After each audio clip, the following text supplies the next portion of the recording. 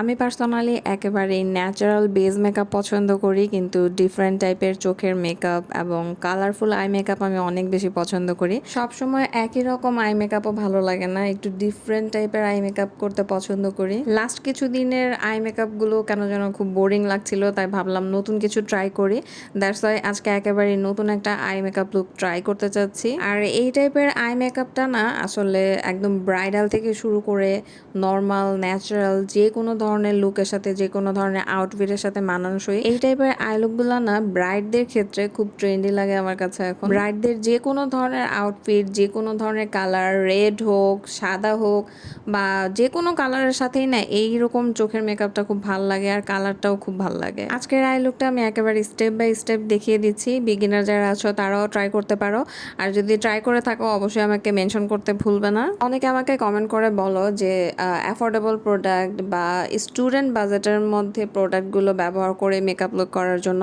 তো আমি নিজেই আসলে খুব হাই এন্ডের প্রোডাক্ট ব্যবহার করি না সবসময়। আমি সবসময় একেবারেই বাজেট ফ্রেন্ডলি প্রোডাক্টগুলো ব্যবহার করি। আর চোখের মেকআপের মধ্যে একটু ফিউশন আনার জন্য বা বোরিংনেসটা কাটানোর জন্য আমি এখানে স্টোন ব্যবহার করেছি। এই স্টোনের ইউজটা না মানে অনেক আগে ব্যবহার করা হতো, যখন আমার আপুদের বিয়ে হয়েছিল তখন দেখেছিলাম যে ওদের চোখের মধ্যে একটা দুটা করে স্টোন পরিয়ে দিত।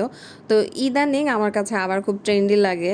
আমি অনেককে দেখেছিও যে অনেক ব্রাইডদেরকে এরকম স্টোন ইউজ করতে। চোখের মেকআপটা আমি অলরেডি 80% করে ফেলেছি, এখন বেস মেকআপটা করছি। আর বেস মেকআপ শুরু করার আগে ময়শ্চারাইজারটা কিন্তু ম্যান্ডেটরি। অনেকেই কমপ্লেন করে যে আপু মেকআপ উঠে যায়, বসতে চায় না, মেকআপ কালো হয়ে যায়, ভেসে যায়, এদিক দিয়ে উঠে যায়, এদিক দিয়ে এটা সেটা, নানান কমপ্লেন। প্রথমত দেখতে হবে ফেসটা ক্লিন আছে কিনা, মানে স্ক্রাবিং করা আছে কিনা ফেসে, যাতে ফেসে কোনো এক্সট্রা ময়লা না থাকে।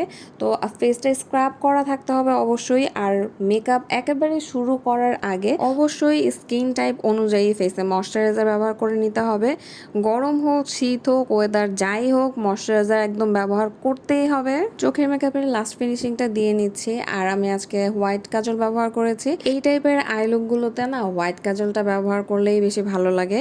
আর এমনিতেও হোয়াইট কাজলটা ব্যবহার করলে চোখটা একটু বড় বড় লাগে, যদিও একটু আর্টিফিশিয়াল হয়ে যায় চোখটা হোয়াইট কাজল ব্যবহার করলে। আই ম্যাজিকের এই কন্ট্যুর অ্যান্ড ব্লাশ প্যালেটটা কিন্তু অস্থির, এটা অনেক ভালো। এই প্যালেটটাতে অনেকগুলো ব্লাশ আছে, প্লাস কন্ট্যুরও আছে। ব্লাশগুলো অনেক সুন্দর। আমি যেহেতু ব্লাশ পরতে অনেক বেশি পছন্দ করি, তো আমার কাছে আসলে ব্লাশ অ্যান্ড প্যালেটটা অনেক বেশি ভালো লেগেছে। কম বাজেটের মধ্যে খুবই ভালো প্রোডাক্ট। আমার ফেভারিট একটা লিপস্টিক কম্বিনেশন অ্যাপ্লাই করে নিলাম। আর এই টাইপের লিপস্টিক কম্বিনেশন গুলো না এখন খুব ট্রেন্ডি, আমার কাছে খুব ভালো লাগে। 30 সেকেন্ডের মধ্যে আমি লেন্স পরে ফেলতে পারি, বাট লেন্স আমি অনেকটা অ্যাভয়েড করার চেষ্টা করি, কারণ আর্টিফিশিয়াল লুক আমার একেবারেই পছন্দ না। তো এই ছিল আজকের ভিডিও। অবশ্যই কমেন্ট করে জানাবে কেমন লাগলো তোমাদের কাছে। চলে আসবো খুব শীঘ্রই নতুন ভিডিও নিয়ে। সে পর্যন্ত সবাইকে আল্লাহ হাফেজ।